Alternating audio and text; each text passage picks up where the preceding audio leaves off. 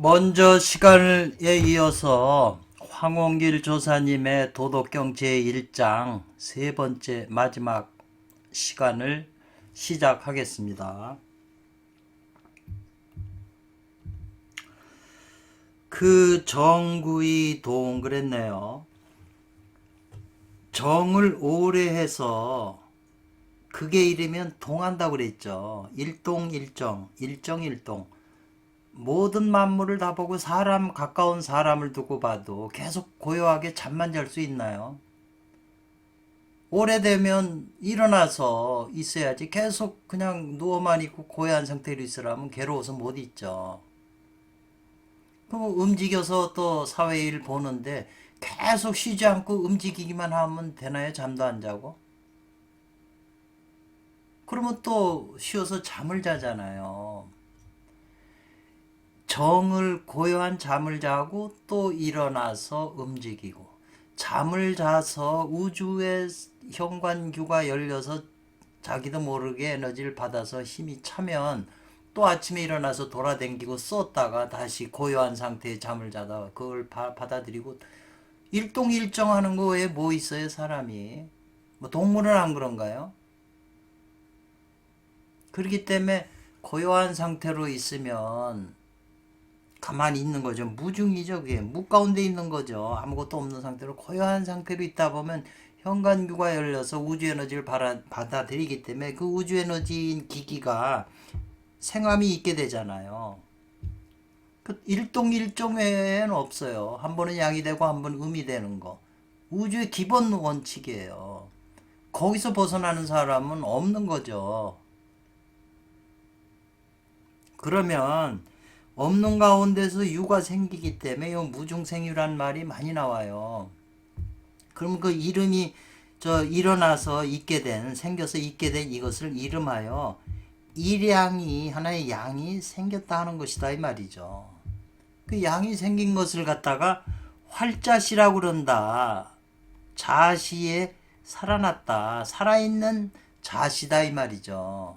양이 동하니까 양은 생명이잖아요. 활자시라고 그러는 거예요. 도요 선도에서는 양이 발생하는 시간을 활자시라고, 활자시의 개념도 여러 가지가 있어요. 일반적으로 새벽에 자지가 쓰면 활자시라고 그래요. 자라고 하는 거는 북방의 자수, 자축인묘의 자수니까 물이잖아요. 물을 상징하는 거잖아요. 양의 물을. 그래서 우리나라에 자성구자 하면 광재인호라고 하는 말이 있잖아요. 삼위신고 신운에 요 자라고 하는 게 요 활자시를 말하는 걸로 알면은 그 양의 기운이 있으니까 머리 송가선에 있는 그 신이 있는 그것이 깨어나는 거죠. 자성구자 강재인호라는 말이 여기서 어떻게 벗어나요? 더 멋진 표현이 자성구자 강재인호라는 표현이죠. 그래서 그 동한 것이 극에 이르면 무중생유에서 정이 오래됐다 동해서 동한 것도 이제 갈 때까지 움직이면 아니 돌을 하나 짓고 허공에다 던지면 계속 올라가다가 갈 때까지 가면 다시 반대로 떨어지잖아요. 모든 게 이 법칙이 그런 거죠. 동이 지극해지면 다시 고요하게 쉬어야 된다 이 말이죠. 그러면 있었던 양기가 움직여서 생겼던 음기가 다시 무로 돌아갈 환자 아니에요. 돌아간다 이 말이죠.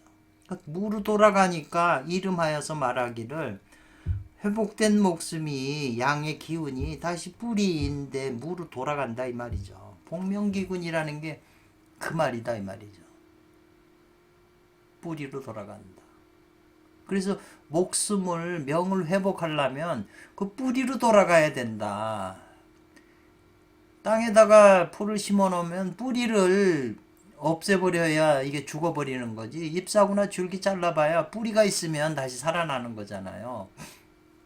요컨대 이거죠. 요컨대 모두 하나의 태극이죠. 태극이라고 하는 건 우리나라 태극기에서 보이는 것처럼 음과 양이 하나로 있는 거예요. 아담과 이브인데 이브가 생기기 전에 아담이라는 사람은 이 안에 플러스 마이너스 아담과 이브를 다 가지고 있는 사람이에요. 갈비뼈를 빼다가 이브를 만들었잖아요. 그러니까 이 원래 아담은 음양을 다 가지고 태극을 상징하는 거죠. 그러니까 태극에서 갈라진 게 음양이다라는 거죠.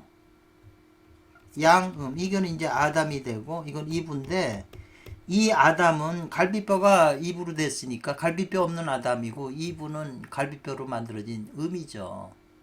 이 하나로 된 게 둘로 갈라진 거죠. 도생일 무극에서 태극이 되고 태극이 음양으로 갈라진 거죠. 지금 요걸 설명하는 거잖아요. 그래서 음양으로 갈라진 천지는 이 두 가지는 이름이 비록 음과 양으로 다름이 있지만 이거죠. 그렇지만 그 두 개는 실제로는 하나의 근원인 태극에서 함께 나온 거다 이 말이죠. 어머니가 아들하고 딸을 낳는데 아들하고 딸이 이름이 다르지만 둘 다 어머니 한 어머니에서 태어났다는 그 말하고 뭐 달라요? 똑같은 얘기지. 그래서 태상 노자께서는 그것을 현묘하다, 현하다고 말했다 이 말이죠. 그러니까 현이라고 하는 그 20번의 뜻은 수련에서는 이 말이죠. 사람이 개인적으로 자기 몸에서 수련하는 것은 마땅히 밝혀야 된다. 뭐를요? 음과 양이 서로 생해주고 극하는 것을 밝혀야 된다 이 말이죠. 그 오행이라는 게 수는 목을 생해주고 목생화 화생토 토생금이잖아요. 근데 극하는 건 수국화, 물은 불을 끄고 불은 금을 녹이고 금국목 목국토 토국수 이렇게 돌아가잖아요. 음양의 상생상극을 마땅히 밝혀야 된다는 거죠. 오행의 상생상극. 이건 명리 공부하는 사람이 기본적으로 알아야 될 지식이잖아요.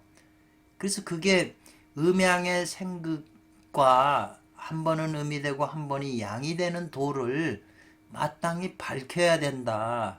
그것을 현이라고. 왜냐하면 둘로 갈라졌으니까 음양이니까. 그러니까 음양에 대해서 알아야 된다는 거죠. 음양이 생하고 극하고 한 번 음이 되고 한 번 양이 되는 그 음양에 대해서 밝혀야 내 몸의 수련에 적응할 수 있다 이 말이잖아요. 그래서 현이라고 하는 것은 무슨 뜻이냐면 깊고 시몬하다는 그걸 말하는 거예요. 깊고 아주 멀리까지 영향을 미치는 그런 뜻을 말하는 거다 이 말이죠. 시몬하다는 걸 말하는 것이다. 현하다는 것은.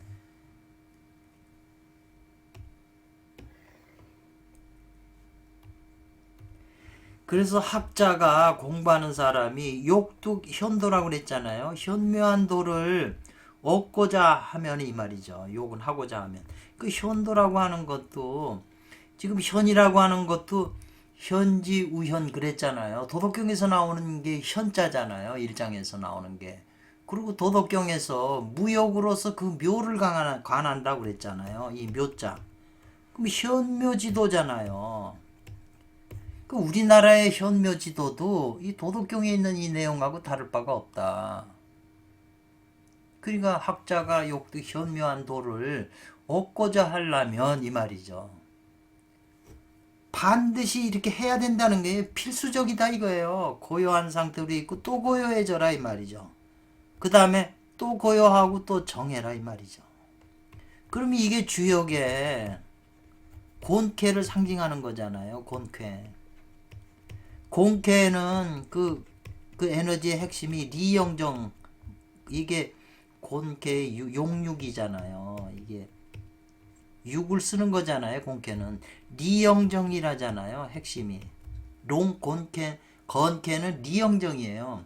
이 정이라고 하는 것은 겨울을 상징해서 원형이전 겨울을 상징해서 고요한 거예요. 만물이 겨울이 되면 양기가 다 땅속 바닥으로 들어가서 고요한 상태로 있는 거예요. 양기가 영원히 고요하면 이롭다는 거예요. 곤쾌의 상징이. 그러니까 우리도 땅의 상징처럼 고요하고 또 고요해지고 고요하고 마음이 안정되고 고요한 상태를 유지해야 된다는 거예요. 수행 방법도 천지가 그런 것처럼 현묘한 도를 얻고자 한다면. 그래서 그 가운데에 이 말이에요. 그 중에 정하고 또 정하고 또 정하는 그 가운데에 혼무물사예요. 아무런 물이나 일이 없다는 거예요. 전혀. 고요하니까. 그리고 고요한 상태에서 계속 있다 보면 자기 속에서 이 생각 저 생각 무슨 감정이 막 떠오르는 걸 다 제거하는 거예요. 우리는 그 감정이나 생각이 그게 나쁜 건 줄 아는데 그게 다 불사약이에요.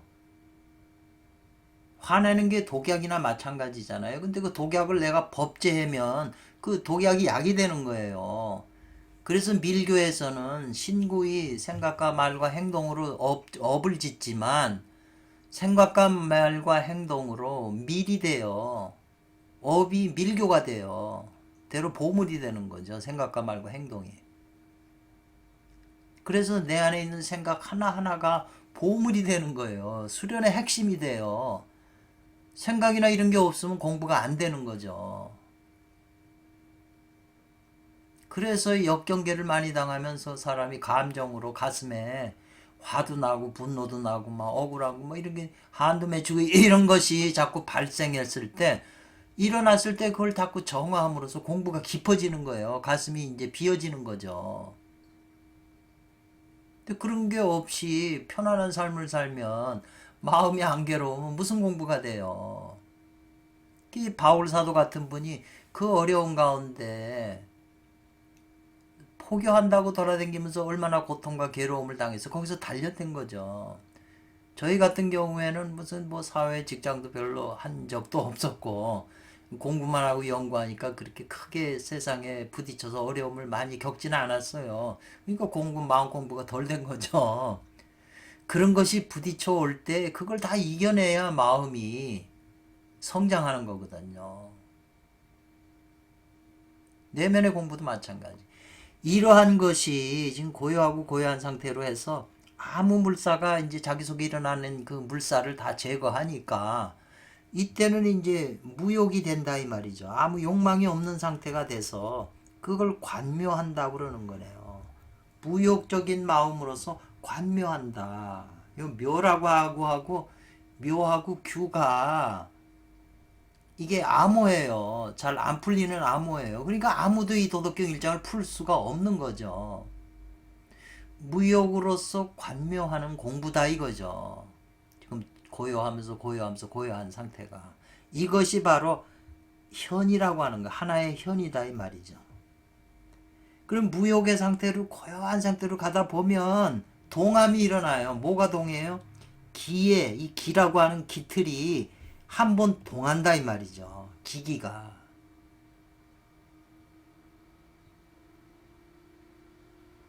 그래서 그 자기 안에서 기기가 현관그가 열려서 기기가 한번 발동하면 비록 있다고 하더라도 뭐냐면 공부한 사람이 알죠. 기기가 부딪혀 오니까 아는데 알았지만 오히려 생겨나면 안 된다는 거예요.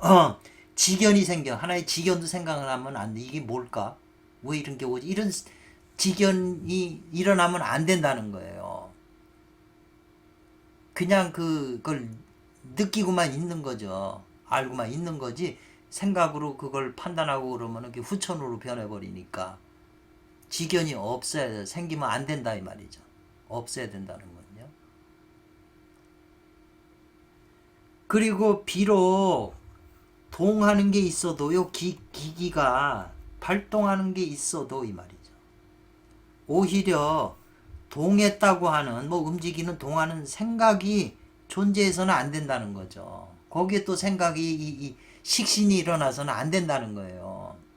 그냥 원신작용인 진으로만 비추고 있어야 된다는 거죠. 그리고 한 마음을 가져야 하고 한 상태로 유지해야지 이 생각 저 생각으로 이념은 없어야 된다는 거죠. 그리고 기틀이 동할 때 기기가 동하면은 이것이 바로 뭐가 되냐면 유욕관규의 상태가 된다 이 말이죠.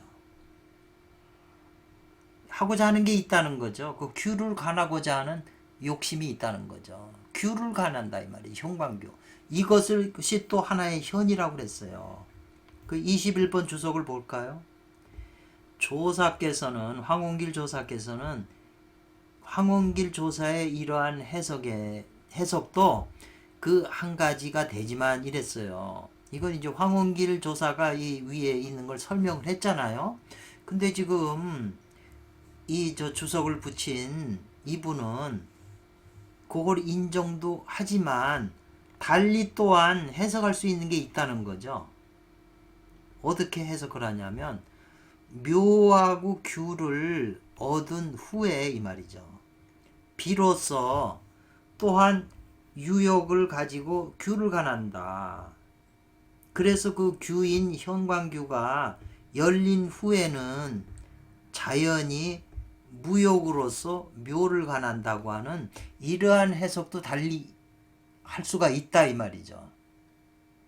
그러니까 이 손장로께서는 구결을 전수 받았으니까 이러한 해석도 들고 이렇게도 해석해도 논리가 맞다고 이제 생각을 하신 거여서 자기 개인적인 의견을 이제 붙인 거죠. 그러니까 이것도 깊이 생각을 해야 돼요.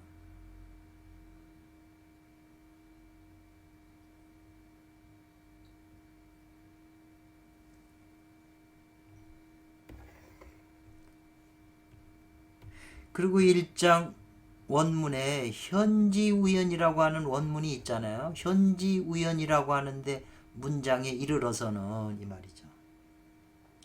실제로 된다. 귀근지소가 된다는 거죠.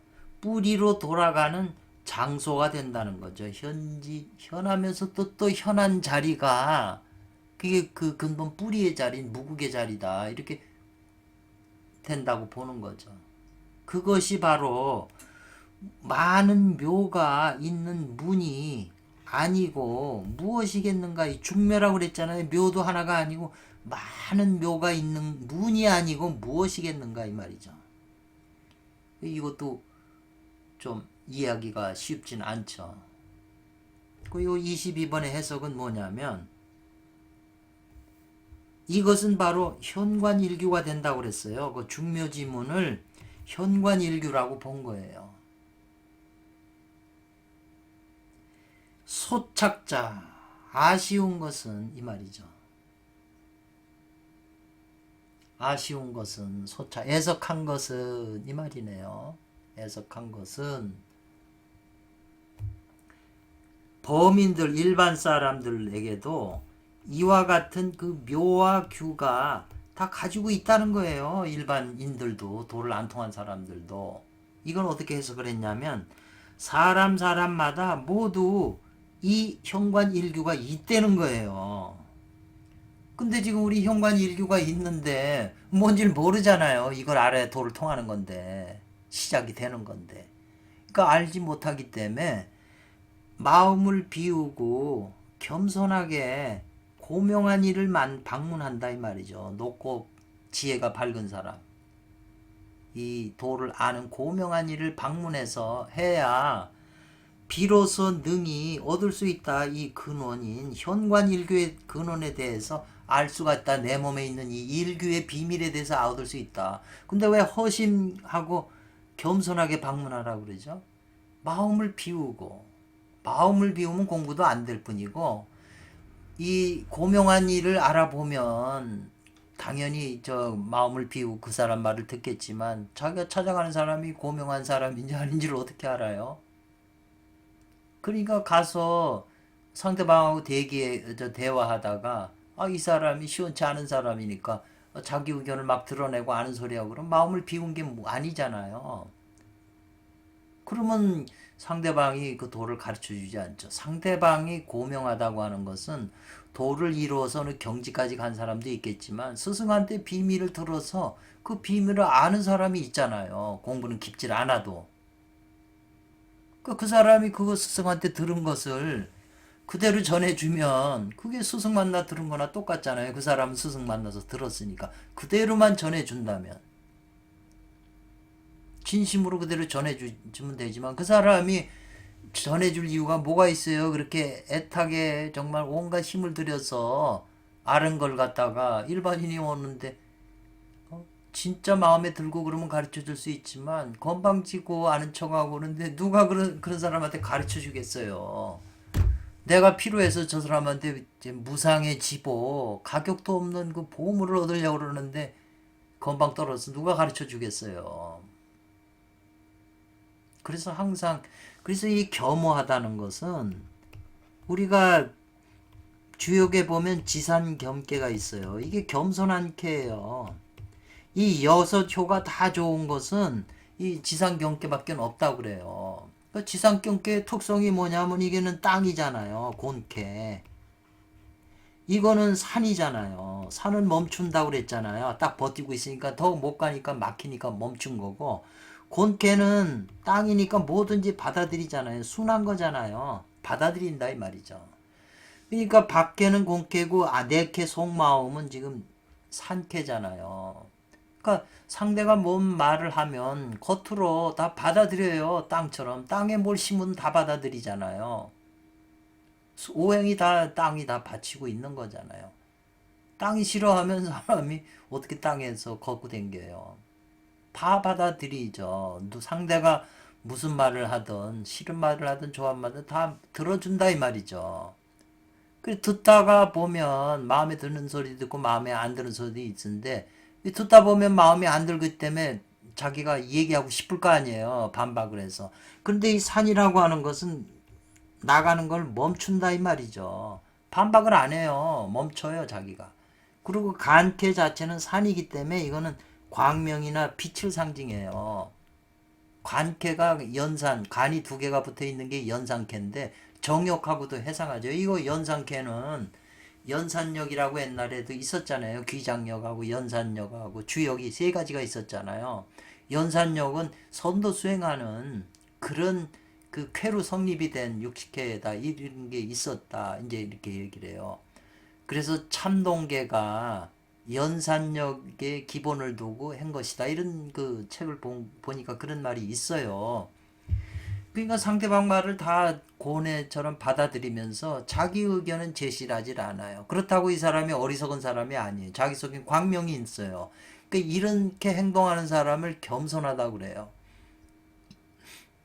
주역에서는. 그러니까 이런 마음을 가지고 도사한테 가서 얘기를 들어야지. 마음에 안 든다고 막 부딪혀서 다투면 그 사람이 시원치 않아도 겉으로 그렇죠. 그 비밀을 보물을 가지고 있잖아요. 보물 지도를. 이거 당연한 말이죠. 상대가 기분 나쁜데 상대방이 그런 얘기를 해주겠어요. 비밀을 안 해주죠. 그리고 자기 성격이 겸손하지 못한 사람은 다 드러나게 돼 있잖아요. 말하는 목소리 들어보면 알잖아요.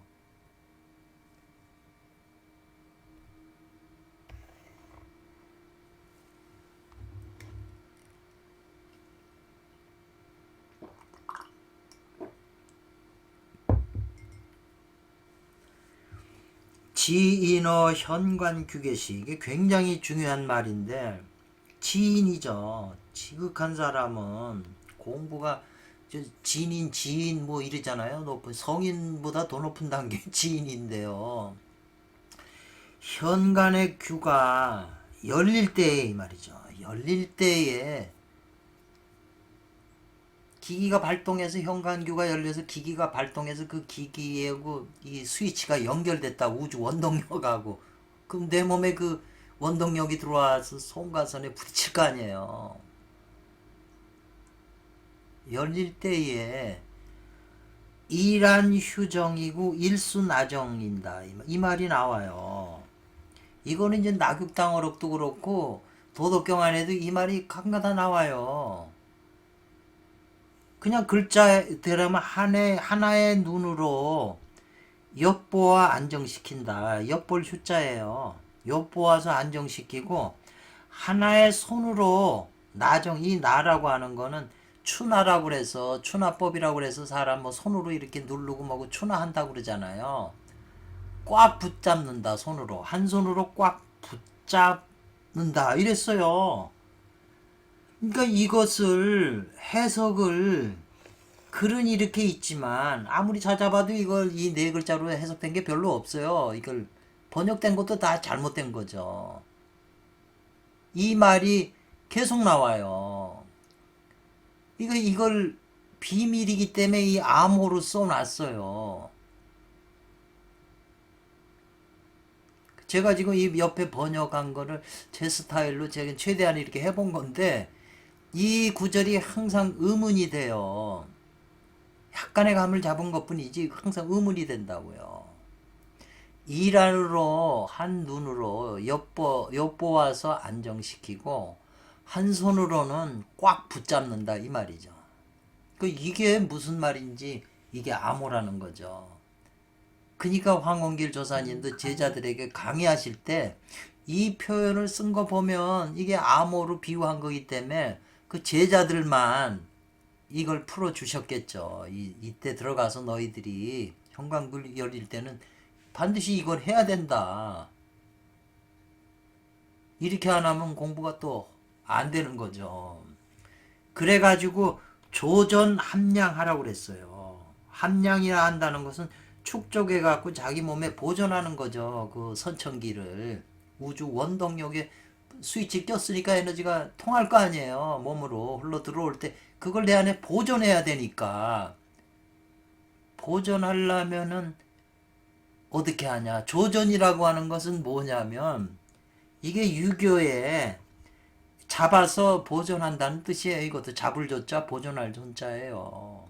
그니 이걸 이 중국 그 사이트 들어가 찾아보니까 집지 심지 불사상실이에요. 마음의 심지를 굳게 가져가지고 심지 이를 굳게 가지고 불사하지 않게 한다는 거예요. 상신 잊어먹지 않게 한다는 거예요. 잊어먹지 않게 해가지고 자기 몸에서 축적해갖고 함양한다, 보존해갖고 잘 그 함양한다는 거예요. 그렇게 하려면 이란 휴정과 일수나정 공부를 방법을 써야 되는데 이게 암호로 돼 있잖아요. 이게 무슨 말일까요, 결국? 현관규가 열려갖고 우주 원동력이 스위치가 연결돼서 내 몸속에 흘러 들어올 때 어떤 문제가 발생할 수 있다는 거잖아요. 그때 이 두 가지 방법을 써야만 된다는 거예요. 위험이 있기 때문에. 저는 그렇게 이해를 해요.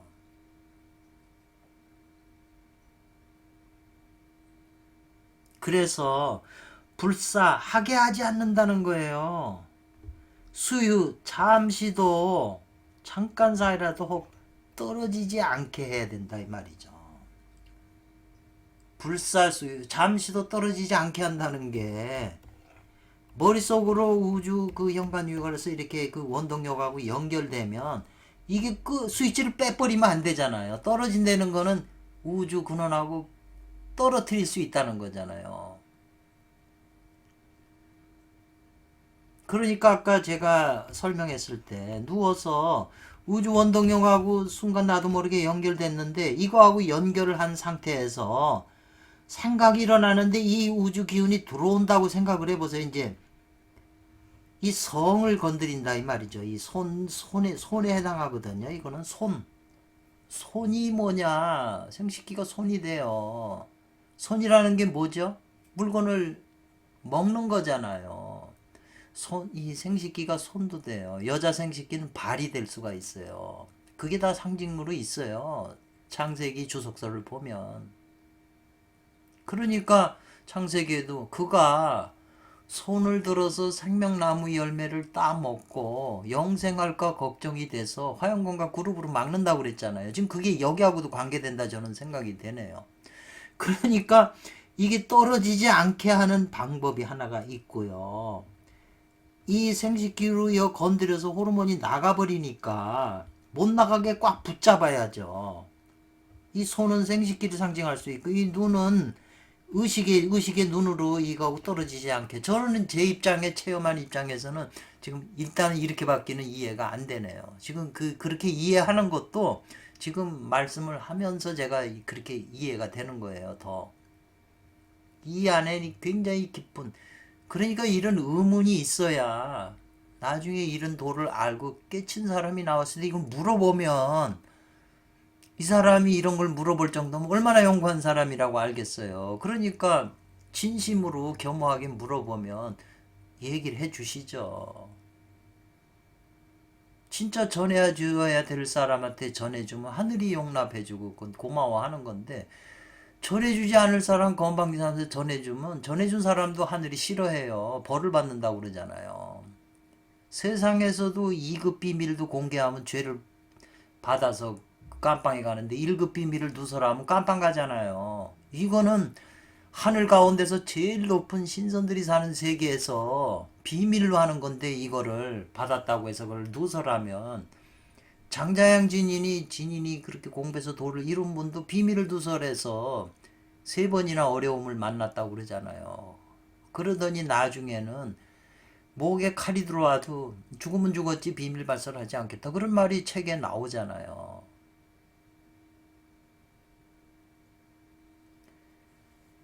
그래서 이 도는 잠시도 떨어지지 않으면 안 된다고 그랬잖아요. 이 도가 우주 에너지잖아요. 스위치를 넣어서 현관규가 작동하는 거죠. 떨어지면 안 되게 해야죠. 근데 또 하나의 위험이 호르몬이 빠져버리면 말짱 도루묵이 되니까 이걸 굳게 막아야죠. 저는 지금 제가 해석한 대로 제가 지금 그게 이제 더 깊이 생각해야 될 그런 까닭에 이렇게 하는 까닭에 곧바로 짓는다 이 말이죠. 무상한 근원을 직접 곧바로 이룰 수 있다. 조라고 하는 건 만든다는 거잖아요. 그래서 이거는 이어준다는 거예요. 4번은 말을 이루어줘서 무상근원을 이루어서 대각금손을 이룬다 이 말이죠. 부처님과 같이 된다는 거예요. 이거 부처님이 되려면 이 방법밖에 없다. 저는 지금 제가 오랜 시간을 들여서 지금 입장을 얘기한다면 이게 옳다고 저는 받아들여요. 이 방법밖에. 신선들도 이 방법 아니면은 깊이 못 가는 거죠. 근데 그렇게 천재 같은 서파의 이야마 조사도 이게 현관구가 열리는 데까지 가는데 9년을 했었다는데 그래서 처음 공부하는 하수하는 공부는 있다. 어디 있냐? 현관일규에 있다는 거예요. 그게 열려야 우주 스위치를 연결하는 것이 되기 때문에. 그 24번 주석을 볼까요? 이 구멍은 황운길 조사가 쓰신 3권의 책 가운데서 빈번하게 출연한다. 이 현관이란 일규라 굉장히 제일 많은 이 단어가 나오는 게 황운길 조사 책에서만 나와요. 제일 많이 나와요. 그러니까 어려운 거죠. 이 현관일규에 대한 그 내용이 그냥 복잡하게 막 돼가지고 그 실가닥이 서로 얽혀 있어가지고 이걸 구분하기가 제대로 풀기가 어려워요. 그렇기 때문에 하긴 공부하는 사람은 절대 없애야 된다는 거죠. 근본을 버리고 현관일규 근본을 버리고 지 말을 따라서는 안 된다는 거예요. 반드시 알아야 된다. 이 한 현관일규를 버리고서 닦는다는 것은 오히려 무엇과 같으냐 하면 눈 다친 맹인이 수행하거나 애꾸눈이 수련하는 것과 같다 이 말이죠. 그것은 호수 머리가 하얘질 때까지고 또 생이 다할 때까지 죽을 때까지 공부를 한다 해도 이 일규를 모르고서는 성취하기가 어려움이 있다 이 말이죠. 현관일규 하나만 알면 공부가 들어갈 수 있다는 거죠. 그냥 알면은 정말 이 세상에서 현관일규 서한테 전해받아서 그 내용을 듣는다면 그 듣는 것 자체만으로도 이 세상에서 태어난 보람이 있는 거죠. 오직하면 선도척에서 만겁의 일전, 만겁에 한 번 전한다 이런 소식들은, 이런 공부법은 만겁에 한 번 전한다 이렇게 표현했거든요. 태상 노자께서는 수장에서 제1장에서 곧 장차 무명은 천지의 시요 유명은 만물지 모여 이런 표현하고 무욕이 관묘하고 유욕이 관규한다고 하는 것을 지적해서 내셨다는 거예요. 이것이 바로 좋게 이것으로서 본다는 거예요. 수도의 핵심 요점을 보게 된다는 거예요. 그렇기 때문에 제하고 이 하나의 현관규라고 하는 것을 제외하게 된다면 그걸 버리고서는 나머지는 가히 앞으로 걸어 나갈 수가 없다는 거예요. 진보할 수가 없다는 거예요. 공부가 안 된다는 거예요. 이 현관일교를 제쳐두고는. 단경이 한우 충동하다 이 말이죠. 단경이라고 하는 그 서적들이 큰 수레에 가득 실을 만큼 그렇게 많은데 오직 이 하나의 그 규와 묘에 대해서는 현관규의 그 묘에 대해서는 성인들께서 비밀로 해가지고 불안이에요. 말해주지 않았다, 베풀지 않았다는 거죠. 그렇기 때문에 이 묘와 규가 없으면 또한 도를 이루기가 어려운 것이다 이 말이죠. 간단하게 한마디 해주면 되는 걸 이걸 얘기를 안 해주는 상천의 비밀이다 이 말이에요.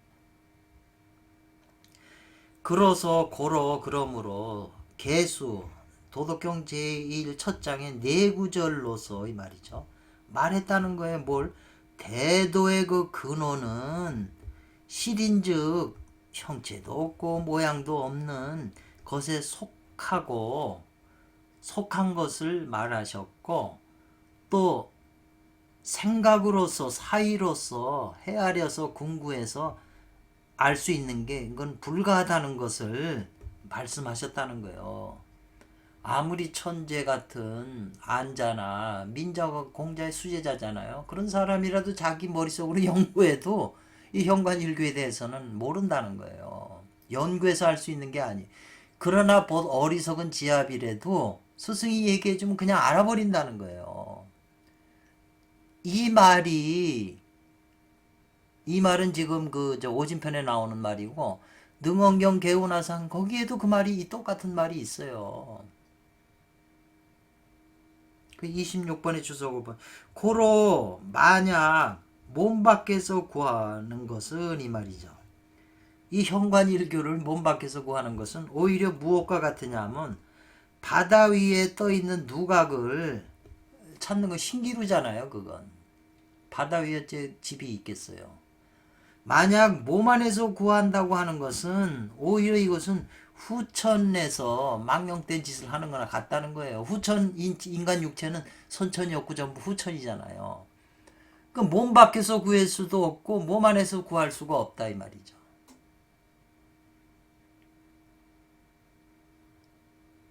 이 현관규는 몸안 몸팍이라고는 상대성을 벗어난 자리예요. 태극이기 때문에.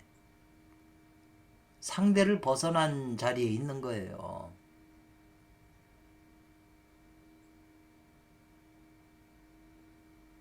상대를 벗어난 것이 있지만 상대 속에 그 작용을 하는 거죠. 상대를 벗어난 자리지만 음양 상대적인 데서 작용을 하는 거예요. 거기에 일이 상대성으로 둘로 되지만 그 둘을 통해서 다시 일을 찾을 수 있다. 그래서 지금 도덕경 1장 다음에 2장이 나오잖아요. 아름답고 추함이 있고 선하고 악한다고 하는 그 상대성을 통해서 이 대도의 근원을 찾는 논리가 2장에서 나오는 거잖아요.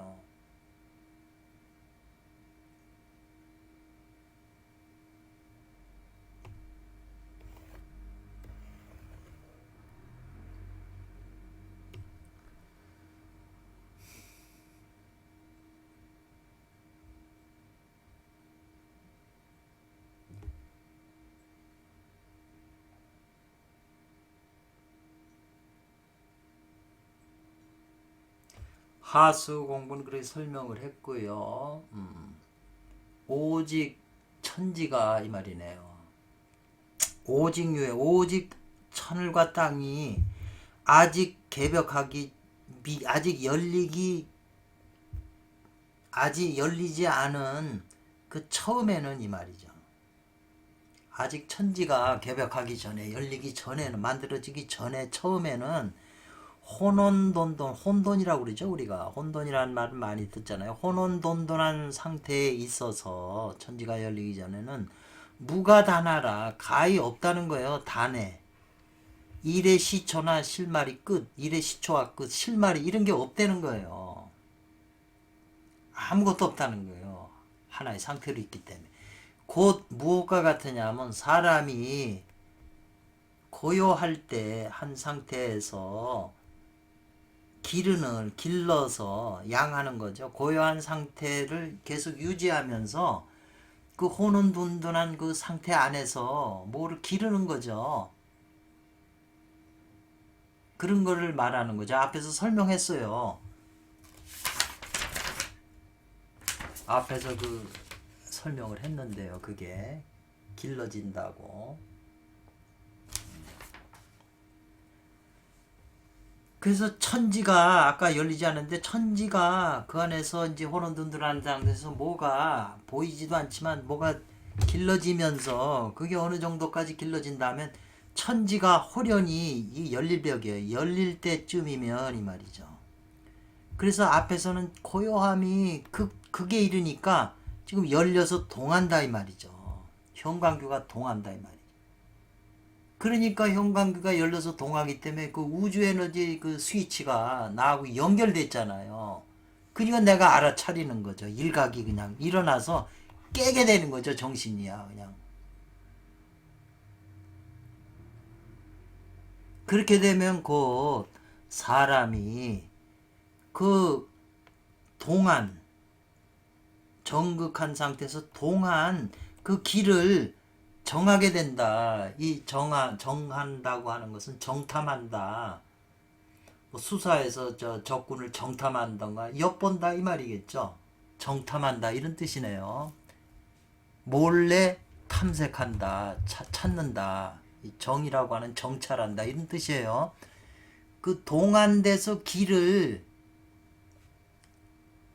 몰래 자기 혼자 탐색하는 거죠. 그래서 그 기가 태화 일기이기 때문에 그 기로서 그 음단을 단을 단련하는 처음 기초로가 삼는 것이다 이 말이죠. 그러니까 27번의 주석 보면 순양과 순수한 양과 순양과 전진이네요. 순양과 전진인데 이 순양파, 이 순양이라고 그러면은 여순양도 될 수 있고 전진이라고 하면 북파에 수행하는 사람들을 전진파라고 그러거든요. 그러니까 그네들로 지금 보겠네요. 순양파와 전진파들은 또한 반드시 한 점의 그 미양, 아주 미세한 양이잖아요. 아까 활자시에 미양이 점점 쌓이고 점점 또 포개진다 이 말이죠. 쌓여서 자꾸 포개잖아요. 더 그렇게 해서 이루어지는 공부다 이 말이죠. 연단의 처음 기초니까 자꾸 해서 그 길을 쌓는다 이 말이죠. 포개고. 그래서 쌓는 것이 순양파와 전진파는 이제 그런 방식으로 한다 이 말이죠. 이렇게 주석을 붙였네요. 그러니까 이 이분의 주석을 우리가 100%또 받아들이면 안 되죠. 이 원문을 기준을 해야 돼요. 이 주석을 보고 조금 이렇게 마음에 안 들 수가 있잖아요. 이분이라고 완전한 분은 아니니까. 그랬을 때는 원문을 기억을 해서 인정기어동 미연단시 이건 다 체험에서 나온 거잖아요. 일각이 성에서 하면 즉 사람이 뭘 하냐 그 동한 길을 동한돼서 그 길을 염탐해야 된다 이 말이죠. 그 기가 내가 필요한 거니까 스위치를 넣으면 곧바로 전기가 흐르잖아요. 그걸 알아채야죠. 스위치를 놓는데 전등이 안 들어올 수도 있잖아요. 못 느낄 수가 있잖아요. 그러니까 스위치 넣으면 기가 들어오는 걸 일각 그냥 순간 알아채려서 깨어나는 거죠. 머리가 알아채리는 거죠. 성성해지는 거죠. 그래서 이 손오록에도 보니까 성성적적이란 말이 할 때 요 성자가 요걸 쓰거든요. 깨어나고 저것도 고요해지는 거예요. 성성적적 적적 성성인데 지금 선호록에 쓰는 용어가 지금 여기하고 관계가 돼 있네요. 근데 일반인 불교하는 분은 그거 그냥 일반 명사처럼 쓰거든요. 그러니까 그런 데서는 깊은 뜻이 안 보이는 거죠. 그게 엄청난 깊은 그 여러 가지 그 실마리들이 섞어서 나온 얘기인데 그냥 적적 성성 성성 적적 그러니까 이해를 못하는 거죠. 공부의 경지를 표현하는 건데 체험을 통해서.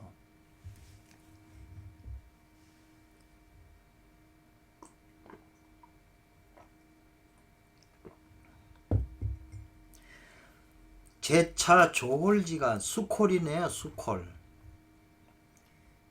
이 제는 다만이라는 뜻이 있어요. 다만 이 수콜지간에, 수콜이라고 하는 건 매우 빠른 순간이에요.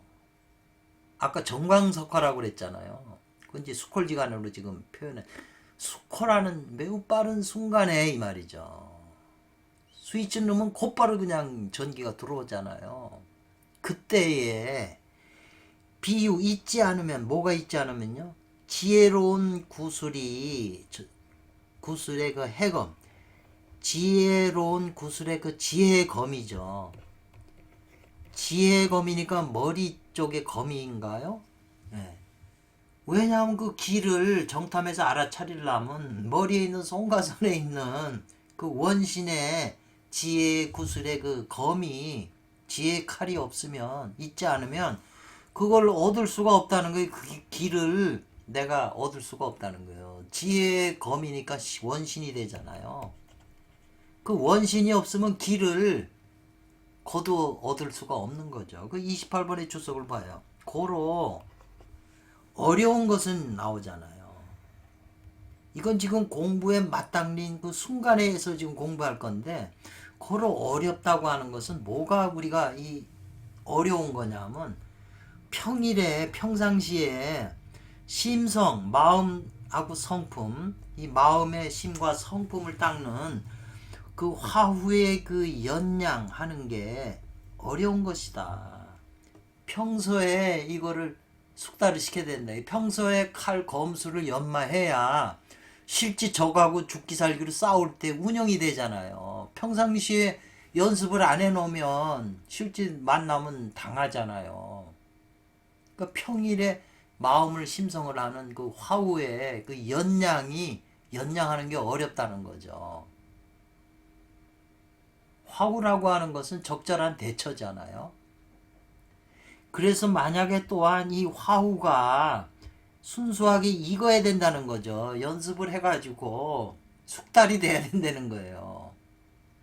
그래서 항상 행해야 된다. 뭐냐면 불유불무간에 있는 것도 아니고 없는 것도 아니고 사이, 아까 이룹지간이라고 그랬잖아요.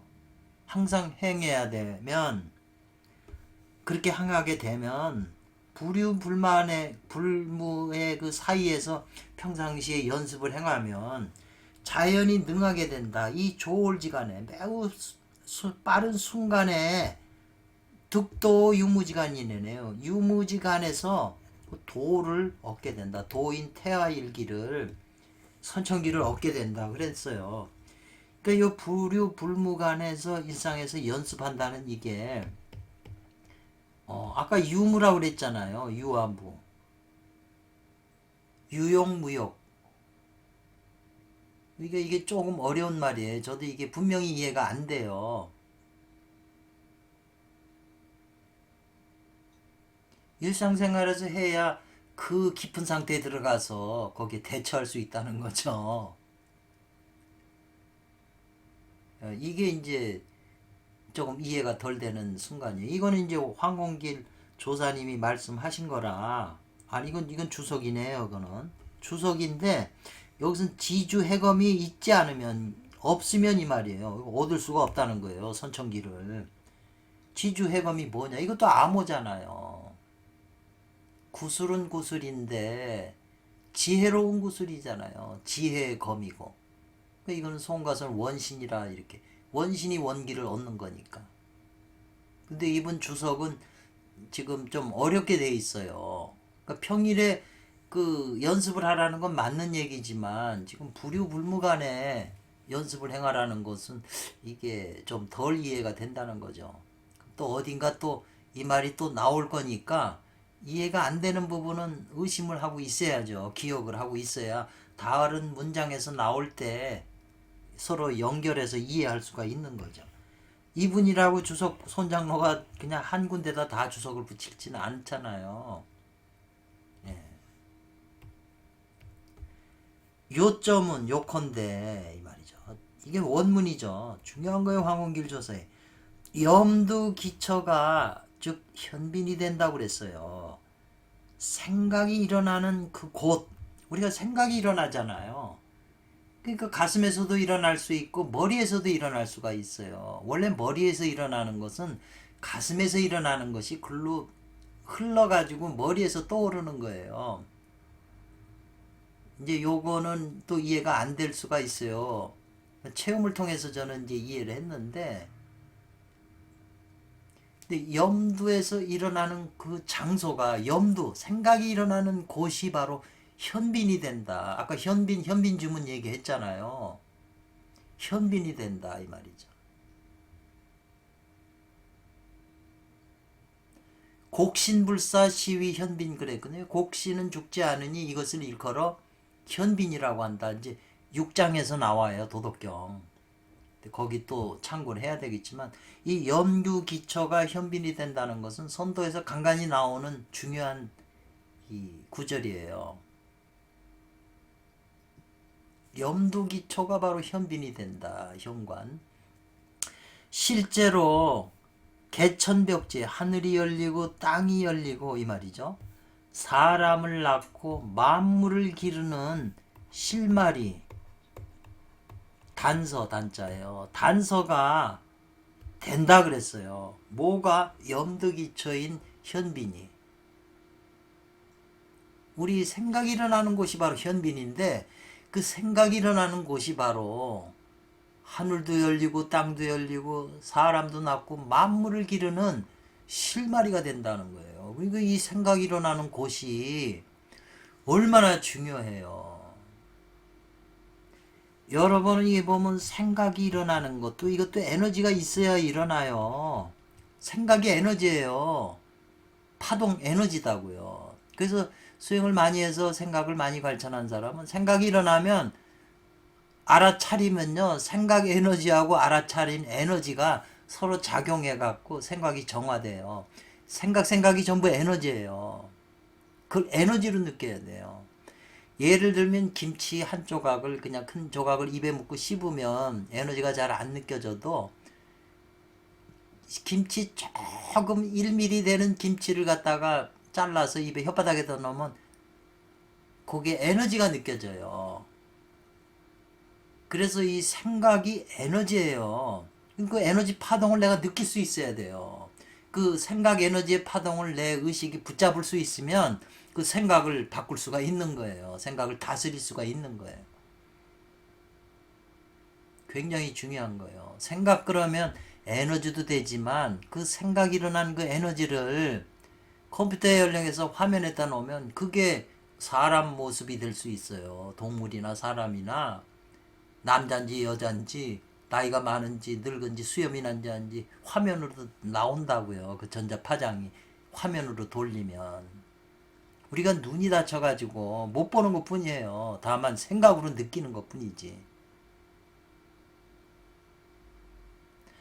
그래서 예로부터 자고로 예로부터 신선들은 아님이 없다는 거에 무불 이 일각으로서 알아차리는 것으로서 그 동안 기의 깃틀로 말미암아 조성되지 않음이 없다는 거예요. 뭐가 기기가 뿌란치를 나하고 우주 원동력하고 연결하니까 내가 알아차린 거잖아요, 일각이.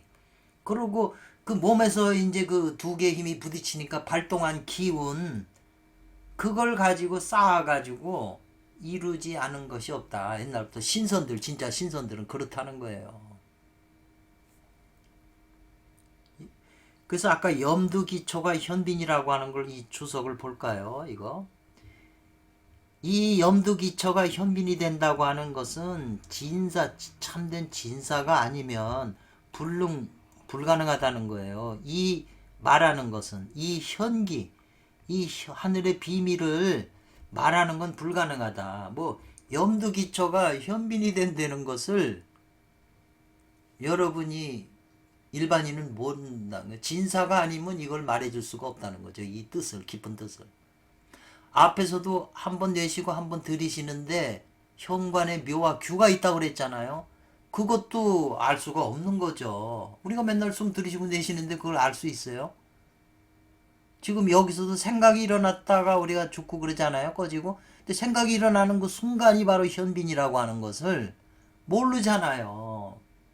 그게 진사가 아니면, 진짜 스승, 참된 스승이 아니면 그 비밀에 대해서 말하는 건 불가능하다는 지금 이렇게 주석을 붙인 거예요.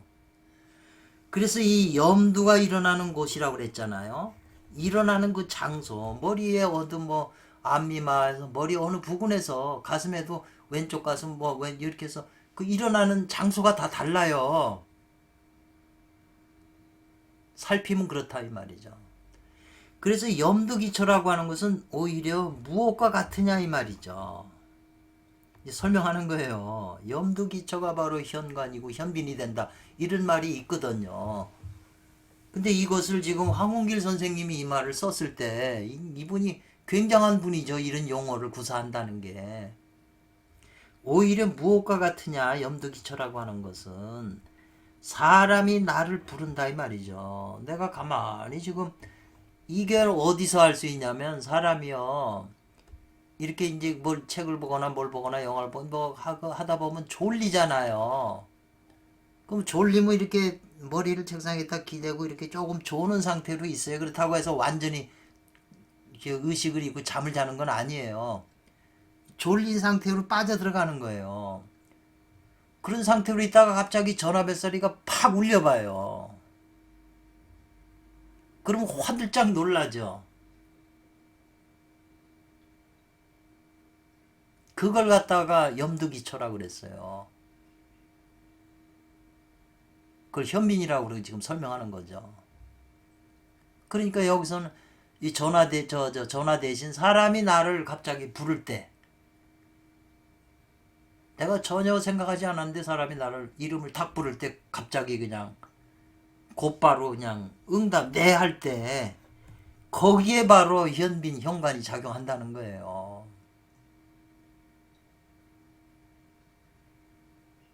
그러니까 아까 1호 1읍지간에도 나타나고 지금 생각이 일어나는 곳에서도 나타나고 일상생활에서 사람이 나를 갑자기 부를 때 내가 나도 모르게 그냥 네 하고 할 때 거기서도 바로 현빈이 나타난다는 거예요. 현관교가. 그러니까 일상생활에 사람이 움직이고 일상하는 그것이 전부 현관작용이 아님이 없다는 걸로 지금 이해가 될 수 있잖아요. 그런데 우리는 모르잖아요. 왜? 저 깊은 영적인 데서 일어나기 때문에 우리가 감지를 못하는 거예요. 그렇기 때문에 사람의 일거수일투족 하나의 생각이나 감정에도 전부 현관이 작동해서 우주의 선천기가 작동해요. 그걸 불성이 작용한다고 그러는데 종용력 같은 선어록에서도 이게 나와요. 너희가 생각할 때, 말할 때, 느낄 때 전부 그 불성이 작용한다는 거예요.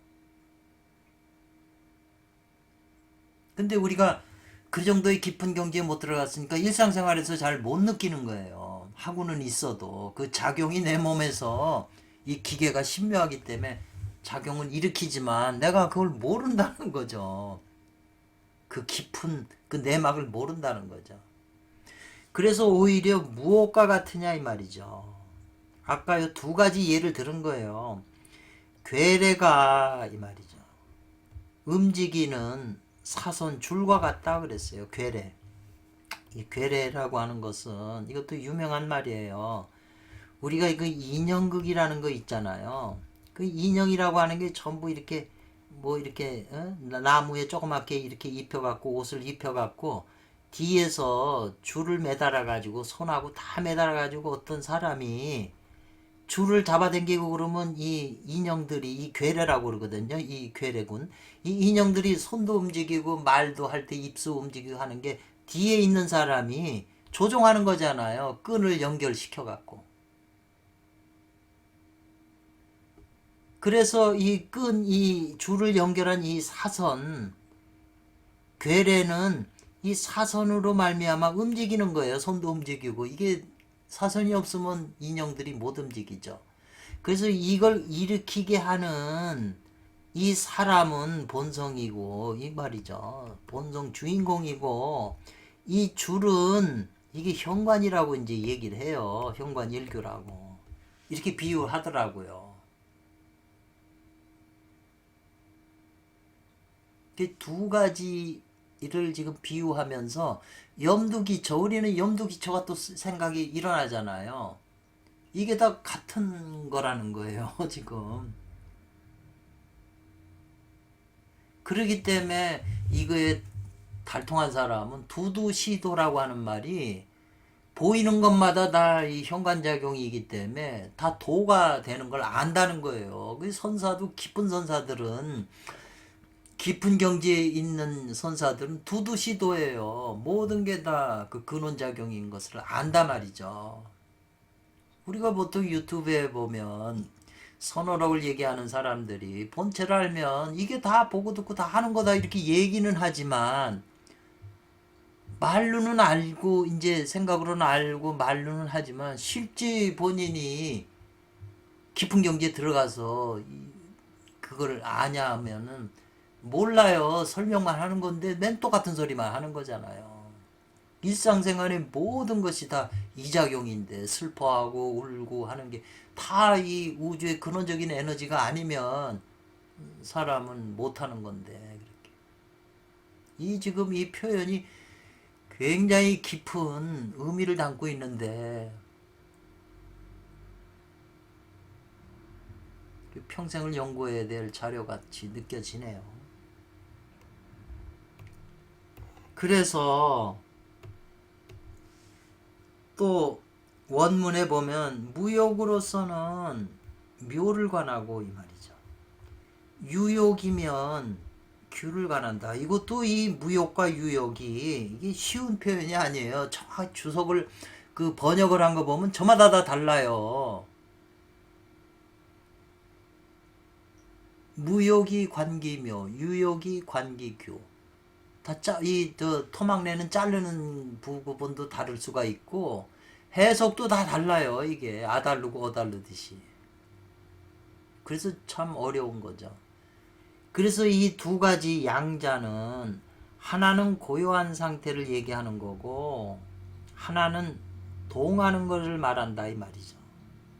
그래서 정과 동을 말하는 거예요. 지금 앞에서 계속 설명을 했잖아요.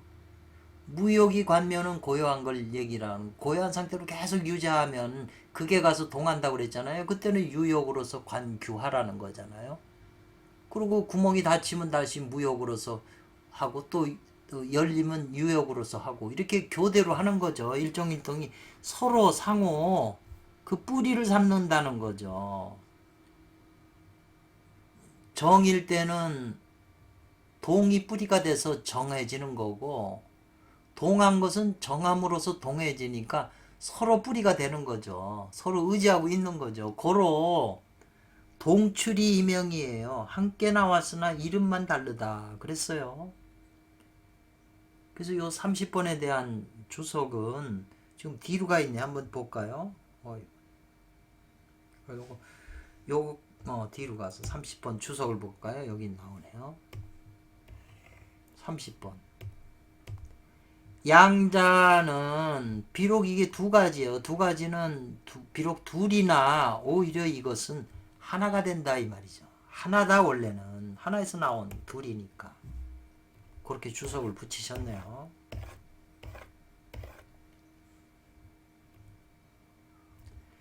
고로 동출이 이명이고 무릇 있는 거 형상이 있는 것은 이 말이죠. 우리가 보면 이 컵이니 뭐니 만년필이고 테레비고 뭐 형상이 있는 것은 가히 얻을 수가 있다는 거예요. 얻는 것이 허가된다는 건 뭘 얻어요? 사량 복탁. 뒤집으면 복탁복인데 이건 탁복이죠. 생각이로 복탁이라고 하는 것은 이제 이 점칠복자잖아요. 점쳐갖고 헤아린다는 거죠. 점괘를. 사량한다는 건 생각하고 헤아리고 점치고 따질 수 있어요. 그런 걸 얻을 수가 있죠. 컵이나 이런 건 다 형상이 있으니까 설명을 붙일 수가 있다는 거예요. 그런데 만약에 이 말이죠. 이 묘하고 규라고 하는 것은 무이면서 또 유가 되고 유이면서 또 무가 돼요. 그래서 실제로는 형상이 있는 것과는 달리 방소나 명상으로는 헤아릴 수가 없는 거예요. 형상이 있는 것처럼 생각할 수가 없다는 거예요. 이 묘와 규는 무형이기 때문에 우리가 보이는 물질로 보이는 이런 형상이 있는 것처럼 생각할 수가 없다는 거예요. 그렇기 때문에 설령 혓바닥을 놀리는 것이 이 말이죠. 무엇과 같아요? 현아와 같다 이 말이죠. 혓바닥을 늘려서 강이 계속 흐르잖아요. 그 혓바닥을 놀려서 끝없이 설법을 하더라도 이 묘와 규는 형상이 없기 때문에 또한 그 한 글자도 말하는 게 불가능하다는 거예요. 다 형상이 있는 거, 모습이 있는 걸 말하는, 끝없이 말할 뿐이지, 이 형상이 있는 것은 아무리 말을 잘하는 사람도 한 글자도 말할 수가 없다는 거죠. 그런 까닭에 그것을 현하고 현하다고 말하는 것이다. 이랬어요. 31번이죠? 그러면 요 31번은 이것은 허무한 묘규다 이 말이죠. 허무하고 묘하고 규다 이 말이죠. 허무묘교한 거기 때문에 이건 우리가 일반 상대적으로 본 밖에 있는 것도 아니고 또한 안에 있는 것도 아니에요. 이거는 이 허무묘교인 현관 그 묘규를 진정한 스승이 실제로 지적해 주지 않으면 이거라고 가르쳐 주지 않으면 천만인 가운데서 다만 숙군, 일찍이 선근이 있는 사람 중에서 한 명이나 두 명 정도가 스스로 자기 자신이 스승 없이 스스로 깨달을 수 있을 뿐이다. 다만, 근자는 다만 무엇 할 뿐이다 이 말이죠. 선근이 신선의 2년 전생부터 선근이 있는 사람 중에 천만인 중에 한두 명이나 스스로 깨달을 수 있는 거다. 그렇기 때문에 거의 진사한테 가르침을 받아야 한다. 이거는 우리 상대적인 생각을 하는 사람으로는 이 비밀을 모른다 이 말이죠.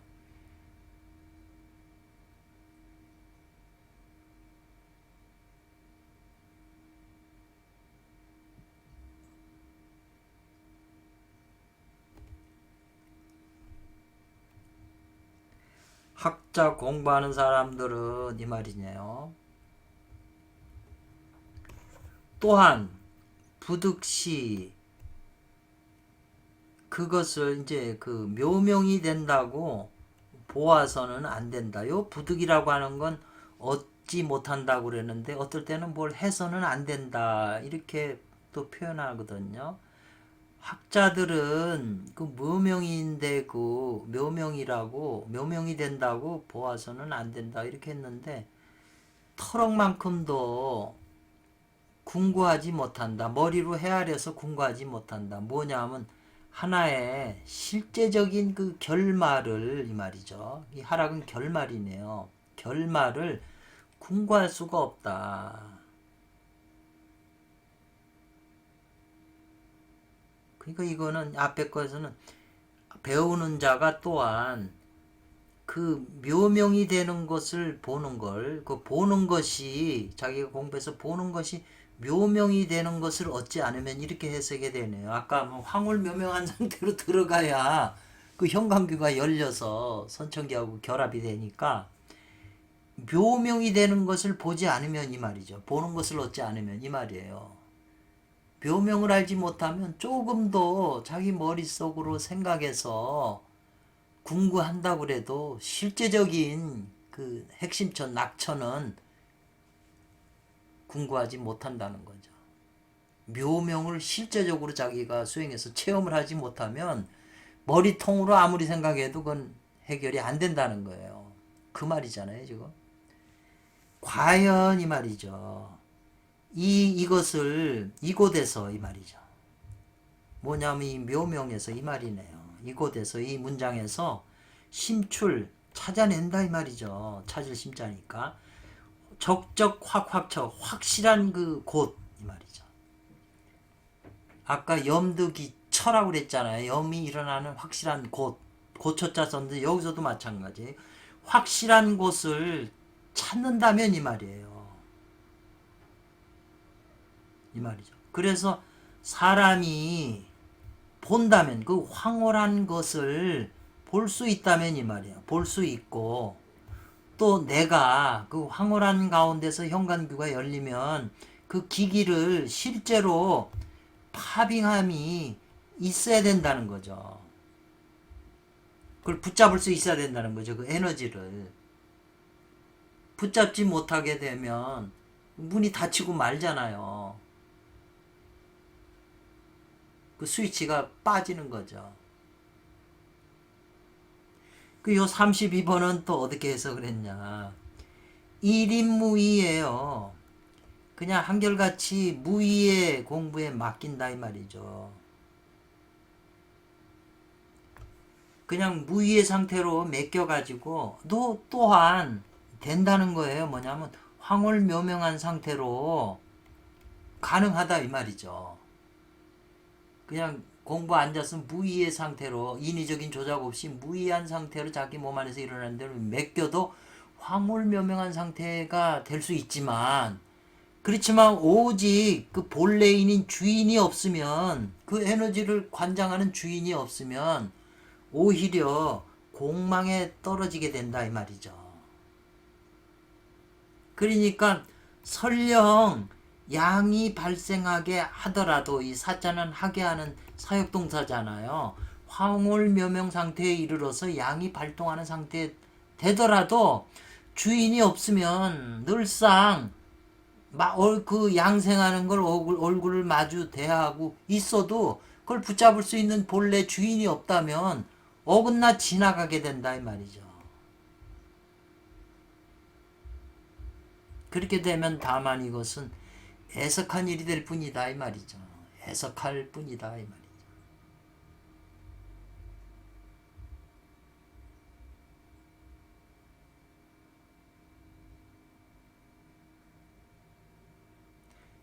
근데 여기 아까 여기 빠졌네요. 실제 파병할 수 있다, 붙잡을 수 있는데 그래서 이 앞에 요게 요 구절이 빠졌네요. 이제 그렇죠. 이건 주석을 본 거죠. 32번.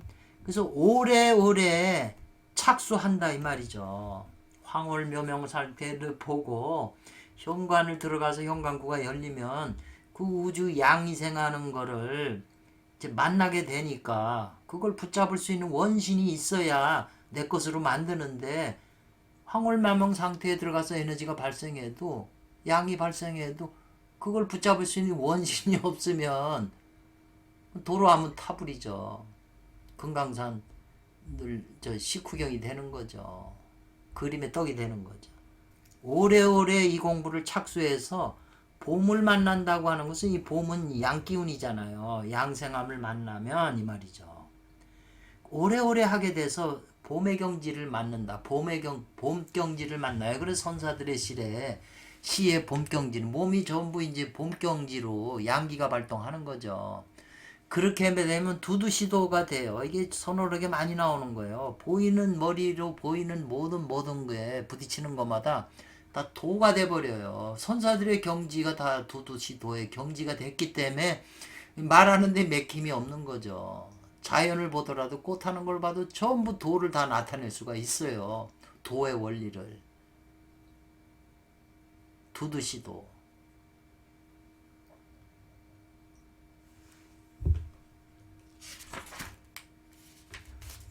도덕경 제1장이 여기서 끝났는데 제 입장에서 볼 때는 한 구절 한 구절이 이게 무궁한 뜻을 숨기고 있기 때문에 이 첫 1장에서 황원길 조사께서 도의 핵심 비밀을 다 누설을 했어요.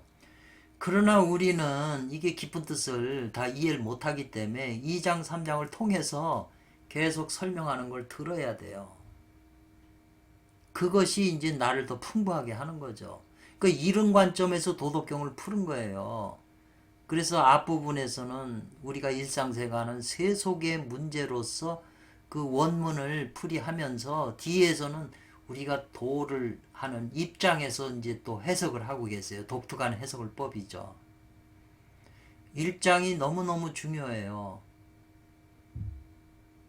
다음에는 이제 2장도 하고 3장도 해서 제가 틈틈이 올려드려서 재공부할 겸 여러분도 도움이 되게끔 제가 했으면 하네요. 감사합니다.